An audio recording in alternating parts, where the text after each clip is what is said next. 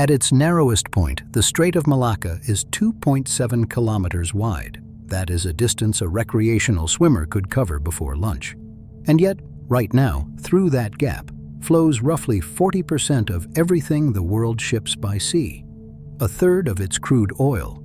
More container traffic than any other choke point on Earth. So the question is not really how wide is it? The question is, why here? Why only here? And what happens if it closes? To understand the answer, you have to understand the shape of the problem. The Strait of Malacca is roughly 850 kilometers long, running northeast to southwest between peninsular Malaysia and Singapore on one side, and the Indonesian island of Sumatra on the other. It connects the Indian Ocean to the South China Sea, and through that to the Pacific, which means it connects the Persian Gulf oil fields to China. It connects Australian iron ore to Japanese steel mills. It connects the ports of Europe and South Asia to the manufacturing economies of East Asia. Every major shipping lane between the Indian Ocean and East Asia funnels toward this one corridor. The geography is not subtle. Look at a map, and the strait is not a route you choose. It is a route the Earth chose for you. The alternatives are longer, shallower, more exposed, or politically fraught in ways we are going to get into. But the core fact is this: the world's economic center of gravity sits on one side of the strait. The world's energy supply sits on the other, and the strait is the hinge. At its narrowest navigable point, known as Phillips Channel near Singapore, the usable shipping lane is barely 3 kilometers across.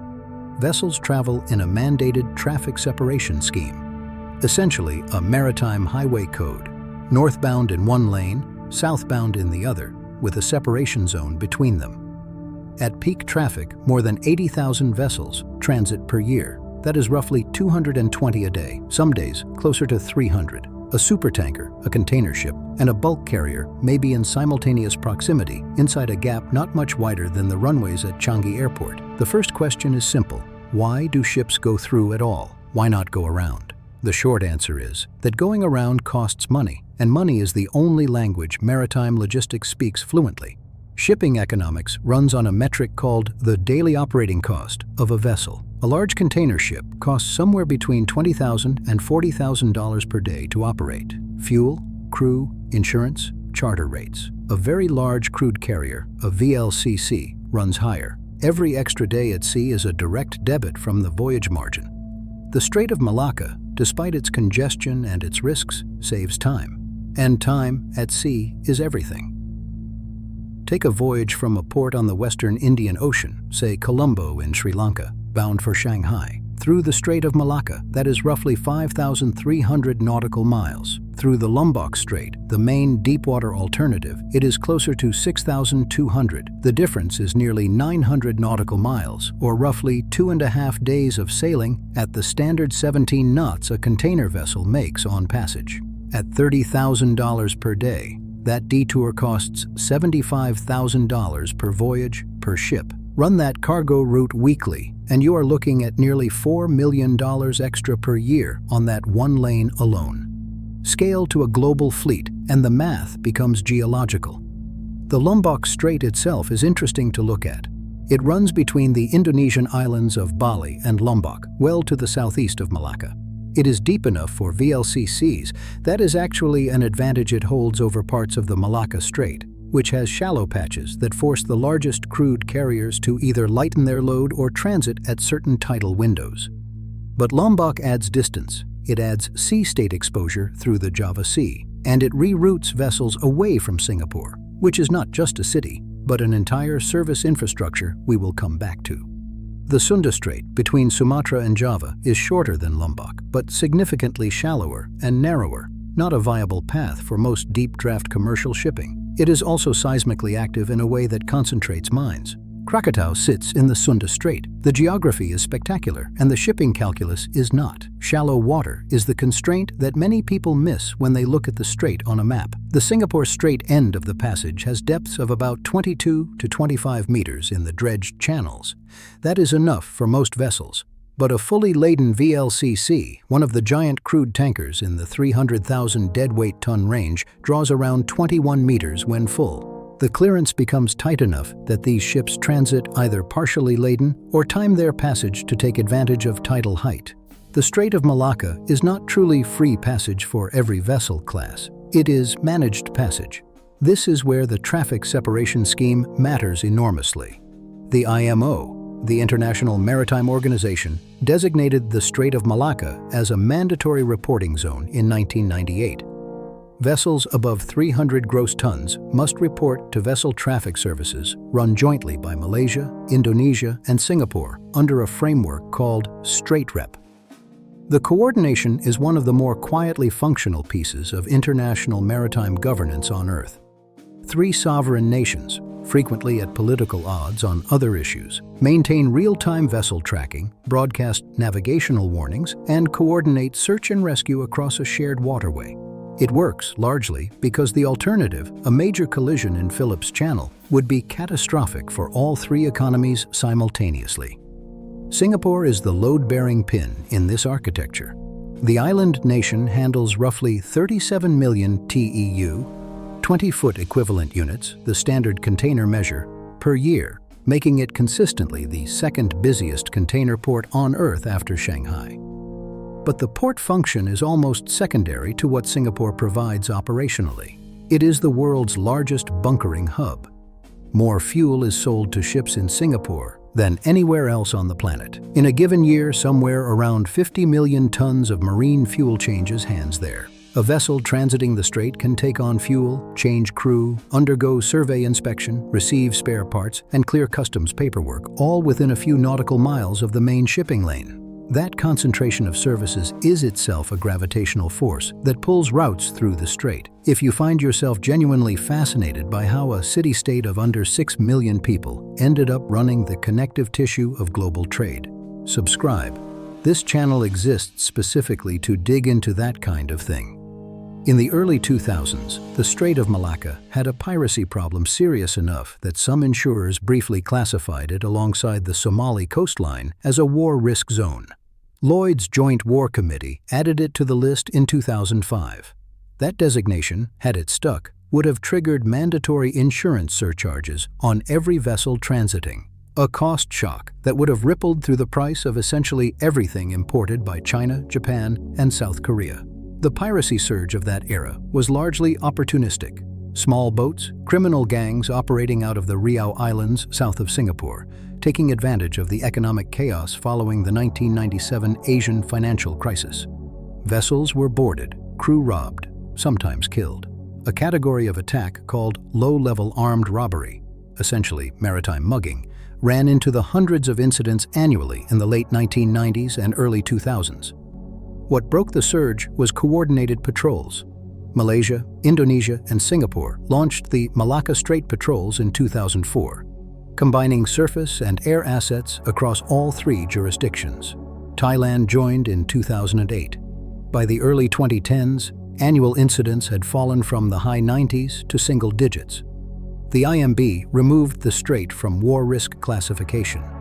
Today, the strait is substantially safer than many open ocean routes. But the piracy episode is instructive not because of what happened, but because of the mechanism by which a problem in this one narrow channel threatened to impose costs on the entire East Asian manufacturing economy. There was no substitute they could easily route to. The leverage that geography gives to anything that goes wrong in the strait is extraordinary. Every incident, every grounding, every closed port advisory sends a tremor through freight markets that touches the price of electronics in Berlin and auto parts in Detroit. At the narrowest point of the Thai peninsula, the Kra Isthmus, the land between the Gulf of Thailand and the Andaman Sea is only 44 kilometers across. People have been proposing a canal there since the 17th century. The first serious European proposal came from a French envoy to the Siamese court in 1677. The idea has never died. The modern iteration is known, depending on the funding conversation, as the Thai Canal or the Kra Canal. The pitch is obvious. Cut a canal across the isthmus, and you give ships an alternative bypass around the Malacca chokepoint, saving roughly 1,200 kilometers on the Southeast Asian Passage. Proponents, including some Chinese state-linked think tanks who have proposed financing it under Belt and Road frameworks, argue it would reduce transit times and ease the strategic vulnerability of East Asia's energy supply chains. The canal has not been built. The reasons are layered. The engineering is not the obstacle. A canal at that latitude is technically comparable to the Panama expansion. The obstacle is what the canal would do to Singapore. A functional Kra Canal would reroute a substantial fraction of strait traffic, effectively bypassing the island state entirely. Singapore's port, bunkering, and logistics industries generate a significant share of the country's GDP. Singaporean governments have, with considerable diplomatic skill, ensured that ASEAN-level enthusiasm for the canal remains permanently below the threshold required to mobilize capital. Thailand's own internal politics around the Isthmus region, which has separatist tensions in its southernmost provinces, adds another complication. And China's appetite to fund infrastructure that passes through Thai sovereign territory has collided with Thai wariness about strategic dependency. The result is that the Kra Canal exists in the same category as the Nicaragua Canal and the Arctic Northwest Passage permanent route, a structurally plausible alternative that remains perpetually 15 years from happening. The Strait of Malacca, in the meantime, carries on. And here is where the geography stops being an abstract logistics problem and becomes something more visceral. When the Ever Given blocked the Suez Canal for 6 days in March 2021, approximately 400 vessels queued in the Red Sea and the Mediterranean. Global freight rates spiked. Automotive and electronics supply chains in Europe stalled. The economic estimate of losses from that 6-day closure ran to around $9 billion per day. And Suez, for all its importance, carries roughly 12% of global trade. The Malacca Strait carries roughly 40%. A grounding in Phillips Channel, the kind a bad weather event, a navigational error, or a catastrophic mechanical failure could produce, would not take 6 days to clear. A fully laden VLCC aground in a 23-meter channel would take weeks to refloat and might require partial cargo removal first. In the days before a clear channel was restored, vessel queues on both approaches would number in the hundreds. Insurance costs on diverted routes would spike. Oil tankers headed for China and Japan would divert via Lombok, extending voyage times and tightening crude availability. Spot freight rates would do things that would make 2021 look orderly. Up to this point, every route risk model agrees on the exposure. What they diverge on is the question of resilience, specifically whether the infrastructure Singapore and its neighbors have built is adequate for a worst-case closure, or whether the very efficiency of the chokepoint has allowed a kind of collective complacency to build around it. Here is the non-obvious implication that the routing maps and the traffic statistics converge on. The Strait of Malacca is not primarily a vulnerability because it is narrow. It is a vulnerability because it is efficient.